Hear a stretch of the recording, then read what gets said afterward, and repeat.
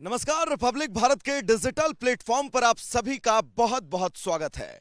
UP का चुनावी रण और इस रण में तीसरे चरण का चुनाव यानी कि 20 फरवरी वो तारीख जब तीसरे चरण के लिए 16 जिलों की 59 सीटों पर वोटिंग होनी है। चुनावी शंखनाद हो चुका है। अब लगातार सभी पार्टियों के बड़े बड़े नेता ग्राउंड जीरो पर पहुंच रहे हैं, जनता के बीच पहुंच रहे हैं, मतदाताओं से सीधा संवाद करते हुए नजर आ रहे हैं। और साथ ही आज जब योगी आदित्यनाथ हमीरपुर पहुंचते हैं तो हमीरपुर पहुंचने के बाद उन्होंने सीधे तौर पर समाजवादी पार्टी पर हमला बोला।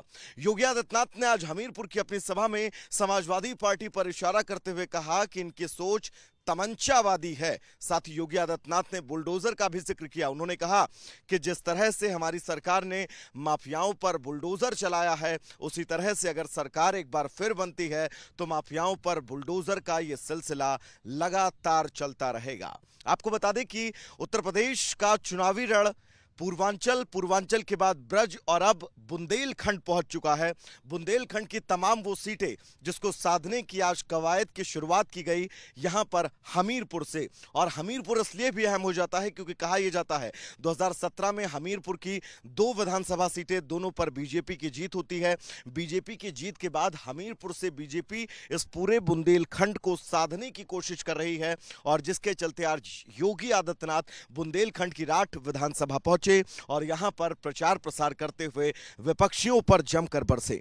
तीसरा चरण यानी कि 20 फरवरी वो तारीख जब तीसरे चरण का चुनाव होना है, सभी तैयारियां पूरी कर ली गई हैं। वहीं अगर बात समाजवादी पार्टी की करें, गठबंधन की करें, तो वो भी पुरजोर कोशिश ये कर रहा है कि तीसरे चरण की 59 सीटों पर वो जोरदार प्रचार प्रसार करे और तीसरे चरण की 59 सीटों पर शानदार परफॉर्मेंस की जाए। लेकिन इस बीच योगी आदित्यनाथ की बैक टू बैक रैलियां और सीधे तौर पर हमला बोलना विपक्षी पार्टियों पर, सीधे तौर पर समाजवादी पार्टी को अपने निशाने पर लेना कहीं ना कहीं से समाजवादी पार्टी के लिए बड़ी चुनौती जरूर पैदा कर सकता है। क्योंकि हमीरपुर के बाद जालौन के बाद लगातार योगी आदित्यनाथ की जनसभाएं और रैलियों का सिलसिला जारी है और सीधे तौर पर वो समाजवादी पार्टी पर हमलावर हैं। हमने बातचीत की यहां के तमाम लोगों से, हमीरपुर की जनता से, राठ विधानसभा की जनता से, उनसे माहौल जानने और टटोलने की कोशिश की तो इन लोगों की प्रतिक्रियाएं जो आई सामने उससे बिल्कुल स्पष्ट है कि इस बार तीसरे चरण का रण